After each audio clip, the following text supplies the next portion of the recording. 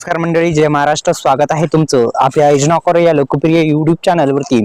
तर एकंदरीत मित्रांनो, पीएम किसान योजनेचा अखेर हप्ता वितरित होणार आहे. कोणत्या दिवशी होणार आहे या संदर्भात सविस्तर बातमी आपण या आर्टिकलच्या माध्यमातून, या वेबसाईटच्या माध्यमातून सांगण्याचा प्रयत्न करणार आहोत.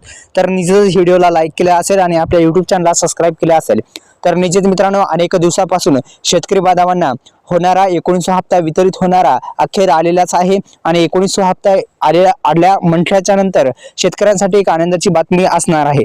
तर प्रधानमंत्री किसान महासन्मान निधी योजना अंतर्गत सरकार लहान आणि सीमांत शेतकरी बांधवांना दरवर्षी 6,000 रुपयाची आर्थिक मदत देत असतं. आणि एकंदरीत या हप्त्यामध्ये या योजनेचा लाभ घेण्यासाठी शेतकऱ्यांना ई-केवायसी करणं सुद्धा आवश्यक असणार आहे. मित्रांनो, तुम्ही जर ई-केवायसी प्रक्रिया पूर्ण केली नाही तर तुम्हाला येणारा हप्ता तुमच्या खात्यामध्ये वितरित केला जाणार नाही.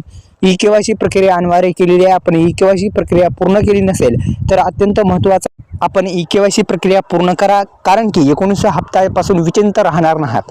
तर एकंदरीत मित्रांनो, 19 हप्ता तुमच्या खात्यामध्ये आता क्रेडिट होणार आहे. त्यासाठी ई-केवायसी करण्याचे 3 मार्ग आहेत. OTP आधारित ई-केवायसी, दुसरं म्हणजे फेस ऑथेंटिक आधारित ई-केवायसी, दुसरं म्हणजे बायोमेट्रिक आधारित ई-केवायसी. तिन्ही ई-केवायसी प्रक्रिया तुम्ही करू शकता. 3 ई-केवायसी चे मार्ग आहेत. तिन्ही ई-केवायसी चे मार्ग तुम्ही पूर्ण करू शकता. त्यापैकी कोणतेही तिन्ही प्रकारे OTP बेस्ड किंवा बायोमेट्रिक आधारित दोन्ही प्रचलित आहेत आपल्याकडे. तर दोन्हीपैकी एक कोणत्याहून तुम्ही OTP बेस्ड ई-केवायसी करू शकता किंवा बायोमेट्रिक आधारित ई-केवायसी प्रक्रिया पूर्ण करू शकता.